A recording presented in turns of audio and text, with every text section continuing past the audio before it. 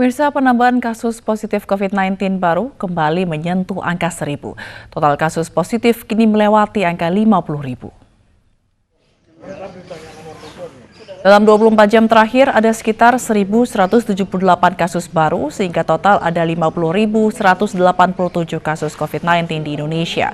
Berdasarkan sebarannya, ada 5 provinsi yang mencatat angka penularan tinggi, terbanyak di Jawa Timur dengan penambahan 247 kasus baru. Berikutnya DKI Jakarta dengan 196 kasus baru, Sulawesi Selatan dengan 103 kasus baru, Maluku Utara dengan 80 kasus baru, dan Jawa Tengah dengan 78 kasus baru. Sementara jumlah pasien sembuh bertambah 791 menjadi total 20.449 pasien dan yang meninggal dunia total 2.620. Sementara itu, anggota tim komunikasi gugus tugas COVID-19, Reza Broto Asmoro, menekankan virus corona tidak menyebar melalui udara, tetapi melalui droplets atau percikan air liur penderita COVID-19.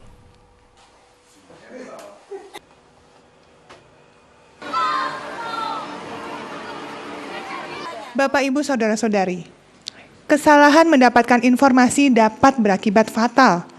Respon kita terhadap informasi tersebut dapat tidak sesuai, bahkan bisa membuat kita malah cenderung panik atau ketakutan.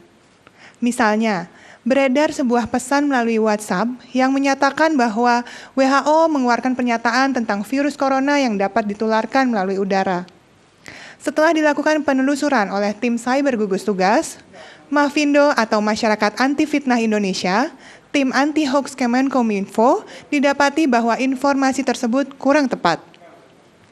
WHO masih menyatakan bahwa virus corona ditularkan melalui droplets yang dihasilkan ketika seseorang itu terinfeksi virus corona ketika dia sedang batuk atau bersin atau berbicara. Virus corona dapat menyebar dari orang ke orang lain melalui droplets yang keluar dari hidung ataupun mulut. Dan tentunya kemudian bisa jatuh ke permukaan benda-benda di sekitarnya. Para orang tua siswa mengantri di kantor Dinas Kependudukan dan Catatan Sipil Bukit Tinggi, Sumatera Barat mengurus penerimaan peserta didik baru atau PPDB. Namun mereka mengabaikan protokol kesehatan dengan berdesak-desakan. Para orang tua siswa di Bukit Tinggi, Sumatera Barat memadati kantor Dinas Kependudukan dan Catatan Sipil setempat. Mereka mengurus legalisasi dokumen untuk keperluan penerimaan peserta didik baru atau PPDB. Sayangnya masih ada sejumlah orang tua siswa yang tidak mengenakan masker dan mengabaikan jaga jarak fisik. Salah satu orang tua siswa mengatakan pengurusan persyaratan anaknya masuk SLTA sudah memakan waktu 3 hari sejak Selasa lalu. Namun hingga Kamis siang belum selesai sehingga belum dapat mendaftarkan anaknya ke sekolah. Dilegalisir Pak, jadi harus diperbarui semuanya dulu Pak. Mulai dari kakak yang baru harus diganti. Ada kodenya gini Pak, nah ini yang baru. Ini untuk anak masuk sekolah kemana nih Pak? SMA Pak. PPDB untuk calon siswa SMA dan SMK di Bukit Tinggi sudah mulai sejak Selasa lalu. Penerimaan siswa diutamakan melihat wilayah tempat tinggal siswa, bukan nilai. Dari Bukit Tinggi, Sumatera Barat, Wahyu Sekumbang, iNews melaporkan. Meski menuai kritik sejumlah orang tua, Dinas Pendidikan DKI Jakarta tetap melanjutkan seleksi usia dalam penerimaan peserta didik baru atau PPDB. Seleksi usia dinilai lebih mampu mengakomodasi seluruh lapisan masyarakat.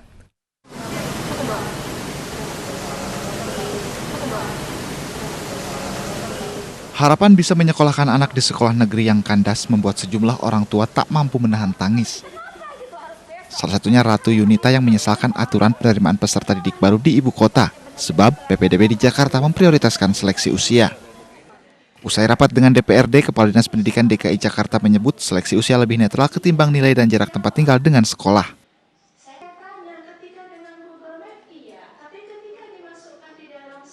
Menurutnya aturan PPDB DKI Jakarta sudah sesuai dengan peraturan Menteri Pendidikan dan Kebudayaan.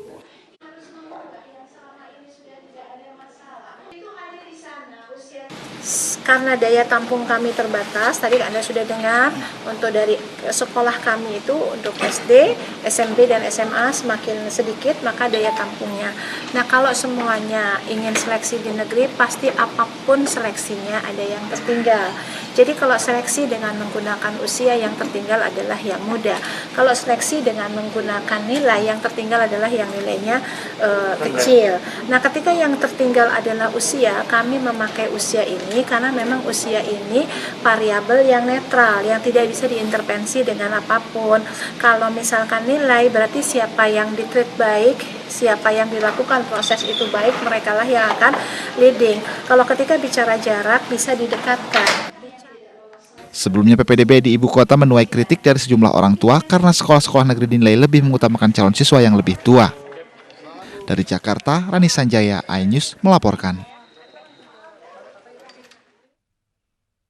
Ratusan santri asal Kepulauan Kangean, Sumeneb menyewa perahu motor saat kembali ke pesantren di Situbondo, Jawa Timur. Sebelum berangkat, para santri menjalani rapid test untuk mencegah penyebaran corona.